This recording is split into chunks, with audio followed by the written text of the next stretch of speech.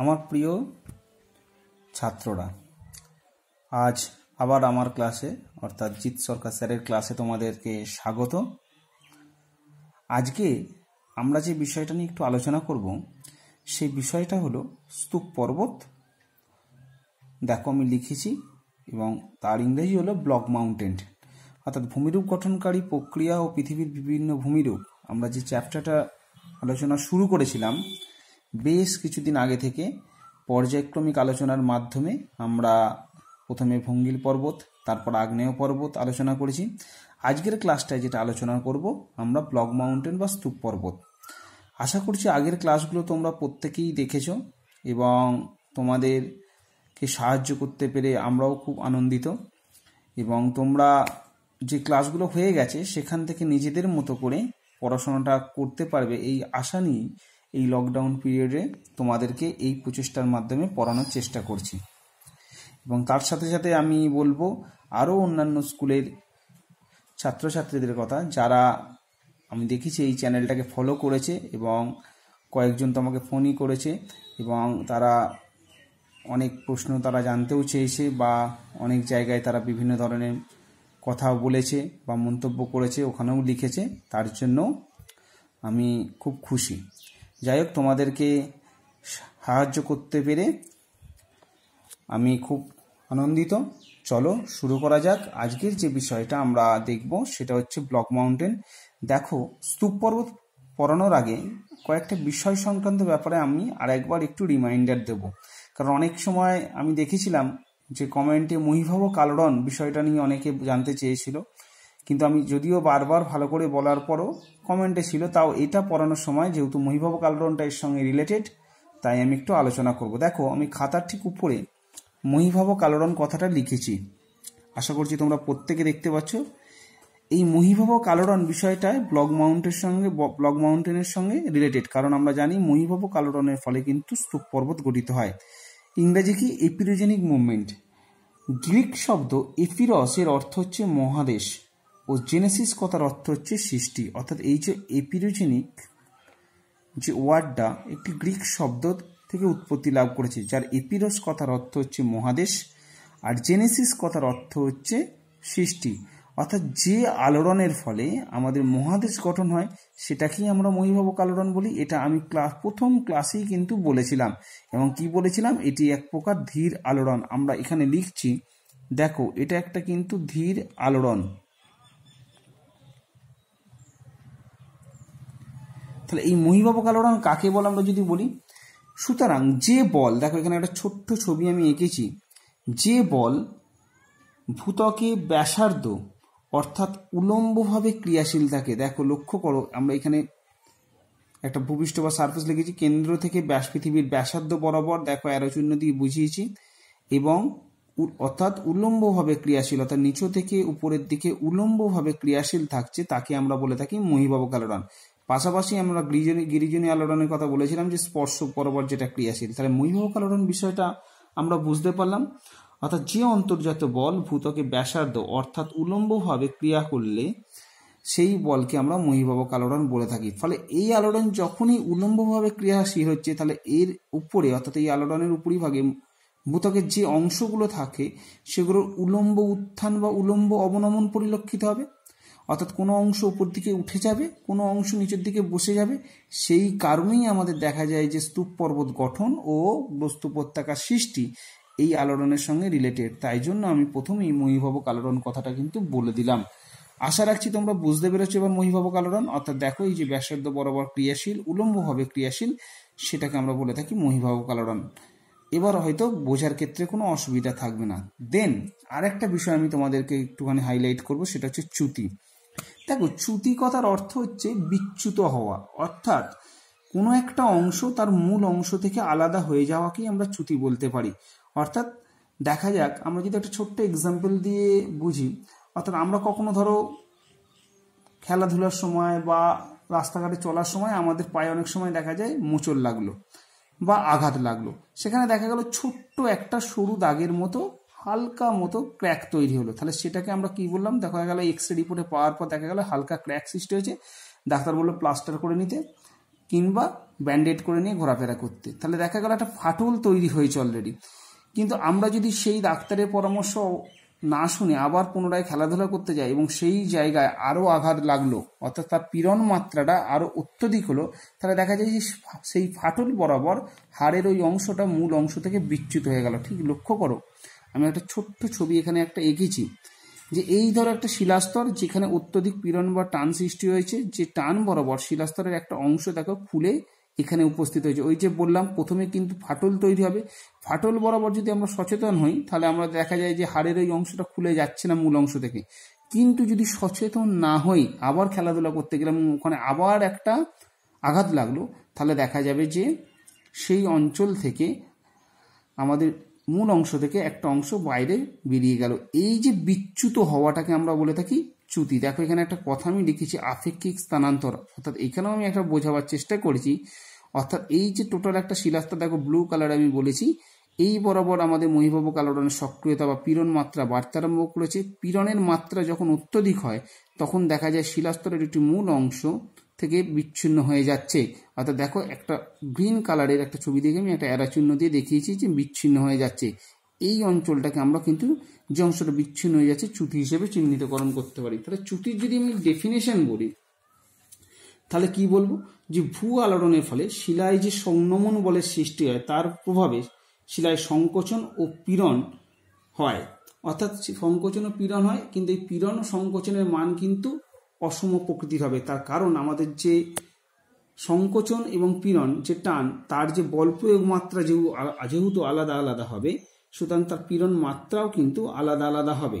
তার ফলে কি হয়, শিলাদেহে কি হয়, ফাটল তৈরি হয়, যে ক্র্যাকের কথা আমি বললাম।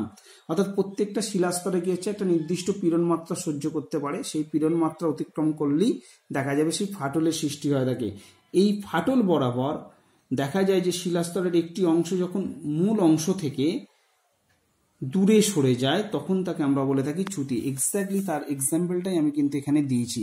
অর্থাৎ দেখো তারপর একটা জেনারেল আমি ছবি এঁকেছি চ্যুতির, যে শিলাস্তরের মূল অংশটা ছিল এইটা, সেখান থেকে শিলাস্তরের একটা অংশ নেমে চলে এসেছে এই অঞ্চলটায়। অর্থাৎ দেখা যাচ্ছে যে চ্যুতি সংগঠিত হয়েছে, যে তল বরাবর চ্যুতিটা সংগঠিত হলো, মানে যে বিভঙ্গ তল বা যে ফাটল বরাবর শিলাস্তরের একটা অংশ মূল অংশ থেকে পৃথক হয়ে গেল, সেটাকে আমরা বলে থাকি চ্যুতিতল। বোঝানো গেল? এবার দেখো চ্যুতি যেহেতু আমি বলেছি, তাই চ্যুতির সঙ্গে রিলেটেড কতগুলো আমি পরিভাষা কিন্তু একটু বলে রাখছি। দেখো এখানে আমি কতগুলো জিনিস লিখেছি, একটা আয়াম লিখেছি, একটা নতি লিখেছি, একটা ঝুলন্ত প্রাচীর লিখেছি। ঠিক আছে, এই কয়েকটা জিনিস একটু বুঝবে। তাছাড়া চ্যুতি রেখা, ব্যবধিক্ষেপ, এরকম অসংখ্য পরিভাষা চ্যুতির মধ্যে আমরা দেখতে পাই। তাহলে চ্যুতিতল কাকে বললাম, যে তল বরাবর শিলাস্তরের একটি অংশ মূল অংশ থেকে পৃথক হয়ে যায়, মানে দূরে সরে যাচ্ছে, তাকে আমরা চ্যুতিতল বলা থাকে। আর এই যে রেখাটা, যে রেখা বরাবর চ্যুতিটা সংঘটিত হচ্ছে সেটাকে বলা হয়ে থাকে চ্যুতি রেখা। তাহলে এটা একটা শিলাস্তর, দেখো এটা একটা শিলাস্তর, এটা একটা শিলাস্তর, দুটো শিলাস্তর মানে মূল শিলার দুটো অংশ হয়ে গেছে।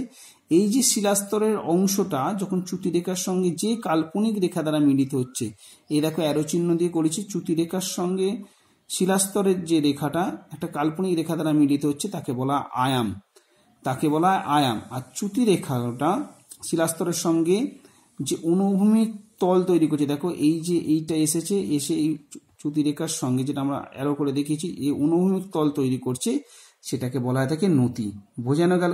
তাহলে আয়াম এবং নতি সংক্রান্ত ব্যাপারে কিন্তু আমরা বুঝতে পারলাম। ক্লিয়ার? এরপর আমরা চ্যুতির সঙ্গে যে জিনিসটা পড়ব সেটা হচ্ছে কিভাবে রিলেটেড হয়ে থাকছে আমাদের স্তূপ পর্বত। তার কারণ আমরা স্তূপ পর্বত বা ব্লক মাউন্টেনের ডেফিনেশন যদি আমরা পড়ি, সেখানে আমরা দেখি মহিভাবক আলোড়নের ফলে সৃষ্ট চ্যুতির মাধ্যমে চ্যুতির মধ্যবর্তী অংশ বা পার্শ্বস্থ অংশ স্তূপের আকারে উপর দিকে উঠে গিয়ে পর্বত রূপে অবস্থান করলে তাকে আমরা স্তূপ পর্বত বলি। এই ডেফিনেশনটা কিন্তু আমরা জানি বা আমরা পড়বো। যেমন ধরো তোমার ভারতের সাতপুরা, ফ্রান্সের ভোজ, জার্মানির ব্ল্যাক ফরেস্ট প্রভৃতি উদাহরণগুলো আমরা দেখতে পাই। কিন্তু এখানে আমার একটা ছোট্ট বিষয় বলার আছে। দেখো বিষয়টা কি, যে আমরা এখানে কতগুলো জিনিস লিখেছি। একটা হচ্ছে দেখো স্তূপ পর্বত সৃষ্টির ক্ষেত্রে সমান্তরাল চ্যুতি আর একটা তির্যক চ্যুতি লিখেছি। দেখো প্রকৃতপক্ষে স্তূপ পর্বত ও হোস্ট আমরা কিন্তু একই ধরনের জিনিস হিসেবে পড়াশোনা করি, কিন্তু এদের কিন্তু গঠনগত ক্ষেত্রে একটু পার্থক্য পরিলক্ষিত হয়। তাই জন্য আমরা সেই গঠনগত পার্থক্যটাকে একটু তুলে ধরার চেষ্টা করেছি। মূলত হোস্ট যে ভূমিরূপটা, আমরা জানি স্তূপ পর্বতে ইংরাজি হচ্ছে ব্লক মাউন্টেন, এবং হোস্ট একটা ইংরাজি টার্ম, তার দুটো ভূমিরূপ নিশ্চয়ই একটু আলাদা হবে। হোস্ট যে ভূমিরূপটা সেটা সমান্তরাল চ্যুতি থেকে গঠিত হয়ে থাকে। অ্যাকচুয়ালি যখন চ্যুতি গঠিত হয়, সমান্তরাল চ্যুতির মধ্যবর্তী অংশ যখন উত্থিত হয়ে যে ভূমিরূপ গঠন করে তাকে আমরা হোস্ট বলি। দেখো একটা আমরা সমান্তরাল চ্যুতি হিসেবে দেখেছি, এখানে উলম্বভাবে ক্রিয়াশীল হচ্ছে এবং হোস্ট হিসেবে গঠন হচ্ছে। এই হোস্টের উচ্চতা যখন বৃদ্ধিপ্রাপ্ত হয় বা হোস্ট গঠনের পর বিভিন্ন ক্রিয়া যখন এই ভূমিরূপের উপর ক্রিয়াশীল থাকে এবং তার বিবর্তনের মাধ্যমে পর্বতে যায়, তখন আমরা তাকে স্তূপ পর্বত হিসেবে চিহ্নিতকরণ করি। এটা দেখবে আমাদের বিভিন্ন বইগুলোতে লেখা আছে। অর্থাৎ প্রাথমিক পর্যায়ে হোস্ট গঠিত হয়ে যাওয়ার পর তারপর তার উপর বিভিন্ন বিবর্তনমূলক ক্রিয়া গঠনের মাধ্যমে যখন সেটা পর্বত আকার ধারণ করে বা তার উচ্চতা বৃদ্ধিপ্রাপ্ত হয়ে থাকে, তখন আমরা সেটাকে স্তূপ পর্বত বলি। কিন্তু গঠনের ক্ষেত্রে হোস্টের জন্য আমরা জানি সবসময় যে সমান্তরাল চ্যুতি এখানে গঠনের জন্য দায়ী। এই সমান্তরাল চ্যুতি বলতে কাকে বলি? এখানে একটা কথা একটু আমি তোমাদের বলে রাখি, যে সমান্তরাল চ্যুতি বলতে বোঝানো হয় যখন চ্যুতিগুলি প্রত্যেকটির নতি ও আয়াম একই দিকে থাকে। অর্থাৎ ধর আমি বললাম এই যে ধরো যে চ্যুতিটা আমি অঙ্কন করেছি, এর পরের যে কনস্ট্রাকশনটা হলো তারও ক্ষেত্রে দেখা গেল এই দিকেই আমরা দেখতে পাচ্ছি, অর্থাৎ এই তল বরাবরই দেখা যাচ্ছে। তাহলে এইটাকে আমরা বলে থাকি কিন্তু সমান্তরাল চ্যুতি। দেখো আয়ামটাও একই দিকে থাকছে, এই দেখো এটাও আয়াম ছিল, এটা এর ক্ষেত্রে আয়াম হয়ে গেল, এটা এর ক্ষেত্রে আয়াম হলো, এটা এর ক্ষেত্রে নতি হলো, এটাকে আমরা সমান্তরাল চ্যুতি বলে থাকি। আর তির্যক চ্যুতি বলতে দেখো এই ছবির মাধ্যমে আমি স্তূপ পর্বতে বলেছি, দেখো একটা তির্যকতা পরিলক্ষিত হচ্ছে, চ্যুতি রেখার মধ্যে কিন্তু একটা তির্যকতা পরিলক্ষিত হচ্ছে। এটাকে আমরা প্রকৃত স্তূপ পর্বত গঠনের ক্ষেত্রে দেখি। অর্থাৎ তির্যক চ্যুতির মধ্যবর্তী অংশ যখন উত্থিত হয়ে যে ভূমিরূপ গঠন করে তাকে আমরা স্তূপ পর্বত বলি। এটা কিন্তু একটা ডিফারেন্স। তোমরা ক্লাস 9 ক্লাস হয়ে যাওয়ার পর পরে যখন গিয়ে পড়াশোনা করবে তখন কিন্তু হোস্ট এবং স্তূপ পর্বত পৃথকভাবেই দেখবে। তোমাদের বইয়েতেও কিন্তু পৃথকভাবে কিছু কিছু জায়গায় বলা আছে, কিন্তু কনসেপ্টটা আমি কিন্তু দিলাম। এবার একটা কথা এই প্রসঙ্গে আমার বলে রাখা উচিত, যে চ্যুতির ফলে গঠিত ভূমিরূপই কিন্তু হলো স্তূপ পর্বত ও হোস্ট। তাহলে দুটোর মধ্যে কিন্তু সামান্য পার্থক্য কি হলো, একটা সমান্তরাল চ্যুতি থেকে গঠন হচ্ছে আর একটা তির্যক চ্যুতি থেকে গঠন হচ্ছে, যেটা উত্থিত অংশটা। এবার মনে রাখবে যে সমান্তরাল চ্যুতির মাঝখানের যে অংশ ভূখণ্ডটা উপরে উঠে গিয়ে বা বিস্তীর্ণ ভূভাগের চারপাশের অঞ্চল বসে গেল এবং উচ্চভূমি যেটা রইল সেটাকে আমরা যেটাকে বলা হয় তাকে হোস্ট। সেটা প্রথমে হোস্টের শীর্ষদেশ একটু চ্যাপ্টা মতোর হয়, তারপর কিন্তু পরবর্তীকালে এই যে বললাম বিভিন্ন বহির্জাত ক্রিয়া বা বিবর্তনের মাধ্যমে যখন এটা পর্বতের আকার ধারণ করে তখন সেটা স্তূপ পর্বত বলা হয়ে থাকে। এই কনসেপ্টটা আমাদের বিভিন্ন বইতে কিন্তু লেখা আছে। কিন্তু অ্যাকচুয়ালি আমরা দেখতে পাই যে স্তূপ পর্বত গঠনের ক্ষেত্রে আমাদের তির্যক চ্যুতি এবং সমান্তরাল চ্যুতির মাধ্যমে হোস্ট গঠিত হয়, এটা আমরা দেখতে পাচ্ছি। তাহলে যে উত্থিত অংশগুলোকে আমরা বলে থাকি যে স্তূপ পর্বত বা হোস্ট, তোমরা যেটা যেভাবে পড়বে। আর অবনমিত অঞ্চলগুলোকে আমরা কি বলে থাকি, গ্রস্ত পতাকা। তোমাদের বইতে দেখবে একই ঘটনা 4 বার ঘুরিয়ে ফিরিয়ে লেখা হয়েছে, যে একটা অঞ্চল উপর দিকে উঠে যাচ্ছে, পাশের অঞ্চলগুলো বসে যাচ্ছে, তাই বসে যাওয়া অংশগুলোকে আমরা কি বলে থাকি, গ্রস্ত পতাকা, এবং উত্থিত অঞ্চলটাকে আমরা বলে থাকি স্তূপ পর্বত বা স্তূপ পর্বত। আবার অন্যভাবে দেখা যাচ্ছে যে দুপাশটা উঠে যাচ্ছে, মধ্যভাগটা বসে যাচ্ছে। দেখো আমরা এখানে একটা ছবিতে দেখিয়েছি যে মধ্যভাগটা বসে যাচ্ছে, উপরের যে অঞ্চলটা উত্থিত অঞ্চল, অবনমিত অঞ্চলটাকে আমরা বলে থাকি গ্রস্ত পতাকা, আর উত্থিত অঞ্চলটাকে আমরা বলে থাকি স্তূপ পর্বত। তাহলে এইভাবে দেখা যাচ্ছে 3টে বা 4টে কারণ তোমাদের বইতে লিখেছে, একই কনসেপ্টকে ঘুরিয়ে ফিরিয়ে লিখেছে। তাই আশা রাখছি তোমাদের ক্ষেত্রে এটা বুঝতে কোনো অসুবিধা হবে না। আসলে এই যে আমাদের যে ভূভাগগুলো প্রথমে থাকে, এই ভূভাগগুলোর মধ্যে দেখো এই যে আমি একটা জায়গায় লিখেছি সুস্থিত অংশ, এই যে শিলাস্তরের মধ্যে, তাহলে মূলভাব কালটান উলম্বভাবে এখানে ক্রিয়াশীল হওয়ার পর এই অঞ্চলটা উত্থিত হয়েছে। তাহলে উত্থিত হয়ে এই অঞ্চলটা কিন্তু স্তূপ পর্বত আকারে অবস্থান করছে বা হোস্ট আকারে অবস্থান করছে, যেটা আমরা এই ছবিতে দেখাচ্ছি। দেখো উত্থিত হয়ে স্তূপ পর্বত, এখানে আমরা যেহেতু সমান্তরাল চ্যুতির পরিপ্রেক্ষিতে পার্থক্য বোঝানোর জন্য হোস্ট লিখেছি। আর ঠিক পাশের অঞ্চলটা কোনো কোনো ভূভাগ কি সুস্থিত অংশ থাকে, কোনো কোনো ভূভাগ কিন্তু অবনমিত হয়ে যায়। এই সুস্থিত অংশটা যদি বসে যায় তখন কিন্তু এটা কিন্তু গ্রস্ত উপত্যকা হিসেবে অবস্থান করবে বা গ্রাবেন হিসেবে অবস্থান করবে। বোঝানো গেল? যেমন আমরা এখানে লিখেছি গ্রস্ত উপত্যকা, এই যে বিষয়টাকে লিখেছি। তাহলে এই জিনিসটাকে কিন্তু একটু মাথায় রাখবে। অর্থাৎ স্তূপ পর্বত এবং গ্রস্ত উপত্যকার সন্নিহিত ভূমিরূপ, এটার ব্যাখ্যা কিন্তু এই আলোচনা থেকেই পাওয়া যায়। তার কারণ যেখানেই আমরা স্তূপ পর্বত দেখি তার আশপাশ অঞ্চলগুলিতে যে অবনমিত ভূভাগ দেখতে পাওয়া যায় সেটাকে আমরা গ্রস্ত উপত্যকা হিসেবে চিহ্নিতকরণ করতে পারি। বোঝাতে পারলাম? এরপর তোমাদের দুটো জিনিস একটুখানি বলি। এই যে সমান্তরাল চ্যুতির মধ্যবর্তী অংশ বসে গিয়ে আমাদের যে অবনমিত অঞ্চলটা তৈরি করছে তাকে আমরা গ্রস্ত উপত্যকা বা গ্রাভেন বলছি। ঠিক এরকমই আর একটা চ্যুতির কথা আমি বলবো, যে বিলোম চ্যুতি। আমি এখানে টার্মটা একটুখানি লিখছি, একটু শর্ট কোশ্চেনের জন্য ইম্পর্টেন্ট। বিলোম চ্যুতির মধ্যবর্তী অংশ যদি বসে যায় তখন সেই টার্মটাকে আমরা বলে থাকি র্যাম্প। অর্থাৎ এটাও এক ধরনের গ্রস্ত উপত্যকারই মতো ভূমিরূপ। যেমন আমরা সমান্তরাল চ্যুতি এবং তির্যক চ্যুতির মধ্যে টার্মগত পার্থক্য দেখলাম, হোস্ট একটা স্তূপ পর্বত, ঠিক একই গ্রস্ত উপত্যকার ক্ষেত্রে আমরা কি লিখলাম, অনুলোম চ্যুতির মধ্যে বা সমান্তরাল চ্যুতির মধ্যবর্তী অংশটা যখন বসে যাচ্ছে তখন সেটাকে আমরা যখন গ্রস্ত উপত্যকা যেমন বলি, ঠিক বিলোম চ্যুতির মধ্যবর্তী অংশ যখন বসে যায় তখন আমরা তাকে র্যাম্প বলি। তাহলে অনুলোম চ্যুতি সমান্তরাল চ্যুতি বলতে একই দিকে যখন দেখা যাচ্ছে চ্যুতিতলটা অভিকর্ষের দিকে সংঘটিত হয়। অর্থাৎ এই দেখো চ্যুতিতলটা কি হচ্ছে, অভিকর্ষের দিকে সংঘটিত হচ্ছে, এটাকে আমরা বলে থাকি সমান্তরাল পরপর একই দিকে অভিকর্ষমুখী। কিন্তু যখনই এই ঘটনাটা উল্টো হবে, মানে অর্থাৎ এই অঞ্চলটা নিচের দিকে বসে যাবে এবং নিচের অঞ্চলটা উপর দিকে উঠে যাবে। অর্থাৎ আমি দেখো এখানে একটা বিলোম চ্যুতির ক্ষেত্রে একটা ছোট্ট স্কেচ করার মাধ্যমে দেখাচ্ছি। একটু প্রথমে বলি, এটা ধরো একটা চ্যুতিতল বা চ্যুতি রেখা, এখানে একটা অঞ্চল আছে, ধরো পাদমূল প্রাচীরটা এখানে অবস্থান করছে আর ঝুলন্ত প্রাচীরটা এখানে অবস্থান করছে। এটা অভিকর্ষের দিকে হলো, এটা হচ্ছে ঝুলন্ত প্রাচীর। ঝুলন্ত প্রাচীর লিখছি আমি তোমাদের বোঝানোর জন্য, আর এটা হচ্ছে পাদমূল প্রাচীর। স্বাভাবিকভাবে তোমাদের একটা প্রশ্ন জাগবে যে পাদমূল প্রাচীর লেখা আছে কিন্তু কেন এটা উপর দিকে আছে? অ্যাকচুয়ালি উপর দিকে নয়, এটা কিন্তু নিচের দিকেই আছে। চ্যুতি যেদিকে সংঘটিত হয় সেটা হচ্ছে মস্তক দিক। দেখো অ্যারো চিহ্নটা লক্ষ্য করো, চ্যুতি যেদিকে সংঘটিত হয় সেটা হচ্ছে মস্তক দিক, তাই জন্য ঝুলন্ত প্রাচীরটা এদিকে আছে, পাদমূল প্রাচীরটা নিচের দিকেই আছে। তাহলে এই ঘটনাটাকে আমরা কি বলে থাকি, অভিকর্ষের দিকে পরপর ঘটনাগুলোর সমান্তরাল চ্যুতি বা অনুলোম চ্যুতি। আর যেহেতু আমি র্যাম্প টার্মটা বলেছি বিলোম চ্যুতির ক্ষেত্রে, বিলোম চ্যুতির ক্ষেত্রে দেখো ঘটনাটা ঠিক উল্টো। অর্থাৎ পাদমূল প্রাচীরকে ক্রস করে পাদমূল প্রাচীর নিচের দিকে থাকবে এবং ঝুলন্ত প্রাচীর উপর দিকে চলে যাবে। অ্যারো চিহ্নটা লক্ষ্য করো উল্টো দিকে, অর্থাৎ এটা অভিকর্ষের বিপরীতে সংঘটিত হচ্ছে। এটা কিন্তু অভিকর্ষের বিপরীত দিকে সংঘটিত হচ্ছে, তাই জন্য এটাকে আমরা বিলোম চ্যুতি বলছি। একটা অনুলোম চ্যুতি, এইটাকে আমরা অনুলোম চ্যুতি বলি, আর এটাকে বিলোম চ্যুতি বলি। এর ক্ষেত্রে যদি মাঝের অংশটা বসে যায় তখন যে ভূমিরূপটা গঠিত হয় সেটা হচ্ছে কিন্তু র্যাম্প। অর্থাৎ স্তূপ পর্বত এবং হোস্টের মধ্যে যে সূক্ষ্ম পার্থক্য গঠনগত ক্ষেত্রে, ঠিক তেমনই আমাদের গ্রস্ত উপত্যকা এবং র্যাম্পের মধ্যে একটা সূক্ষ্ম পার্থক্য দেখতে পাওয়া যায়। পৃথিবীর বৃহত্তম গ্রস্ত উপত্যকার উদাহরণ তোমরা জানো, দীর্ঘতম যেটা আছে দ্য গ্রেট রিফট ভ্যালি, পৃথিবীর দীর্ঘতম গ্রস্ত উপত্যকা বা স্ট্রংস, তোমরা নাম শুনেছো নিশ্চয়ই এবং আশা রাখছি পড়েছো।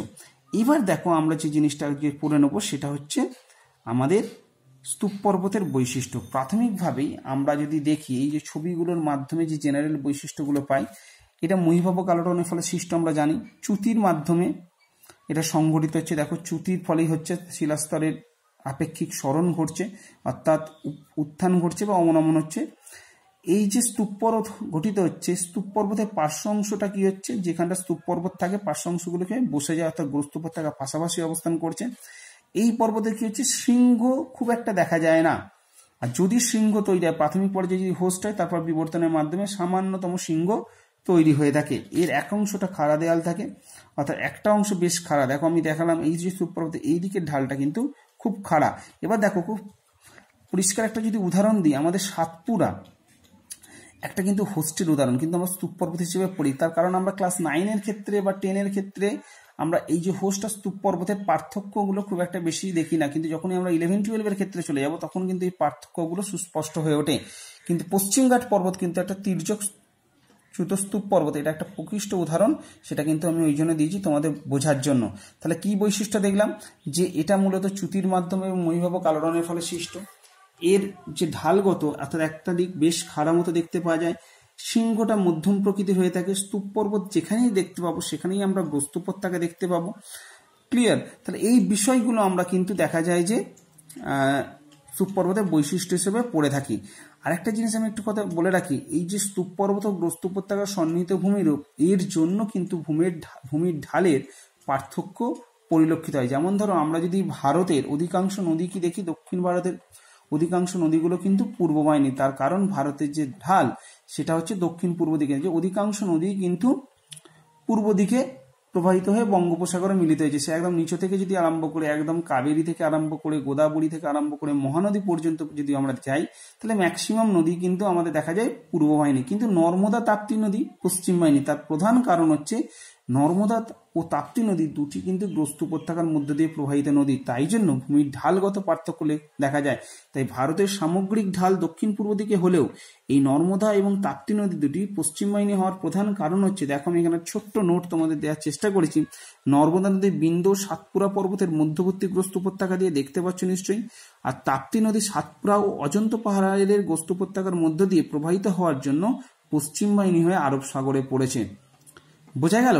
আশা রাখছি তোমরা আজকের ক্লাসে মহীবাবু কালরান, চ্যুতি এবং স্তূপ পর্বতের গঠন এবং তার সংক্রান্ত বৈশিষ্ট্য এবং তার উদাহরণ এবং হোস্ট ও স্তূপ পর্বতের মধ্যে যে সূক্ষ্ম পার্থক্য, গ্রস্ত উপত্যকা ও র্যাম্পের মধ্যে যে সূক্ষ্ম পার্থক্য, সেটা তোমরা বুঝতে পেরেছো।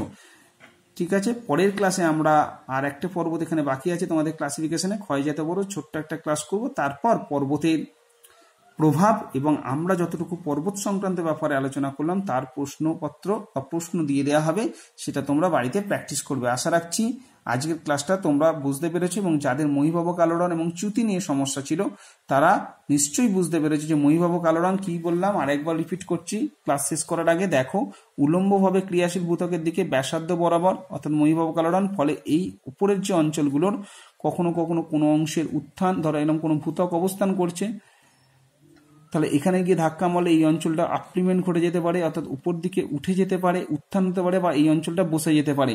এই ধরনের ঘটনা মহীবাবু কালরানের ক্ষেত্রে আমরা দেখতে পাই। আর চ্যুতির ক্ষেত্রে বললাম যে আপেক্ষিক স্থানান্তর, অর্থাৎ একটা অংশ মূল অংশ থেকে বিচ্ছিন্ন হয়ে যায়। যেমন ধরো আমি বললাম এই একটা প্রথম শিলাস্তর, এই বরাবর চ্যুতি সংঘটিত হয়েছে, দারুণ বা ফাটল তৈরি হয়েছে, সেখান থেকে এই অঞ্চলটা খুলে দেখো অপসারিত হয়েছে। তাহলে এখন এর অবস্থান কি? এরকম হাফ। তাহলে এই যে বিষয়টাকে আমরা চ্যুতি বলছি, তোমাদের নিজেদের দেহের উদাহরণ দিয়ে আমি বোঝালাম যে আমাদের দেহের কোনো একটি অংশ মূল অংশ থেকে বিচ্ছিন্ন, যেমন কোনো হাড় ভেঙে যাওয়া, যে আমি আঘাতের কথা বললাম, জোরে আঘাত লাগলো, তাহলে হাড়টা মূল অংশ থেকে ভেঙে খুলে গেল, তাহলে সেই যে জিনিসটাকে চ্যুত হলো সেটাকে আমরা চ্যুতি হিসেবে দেখি। আশা রাখছি এবার বুঝতে পেরেছো, কোনো অসুবিধা হবে না। সবাই ভালো থেকো এবং পরের ক্লাসটার জন্য অপেক্ষা করো।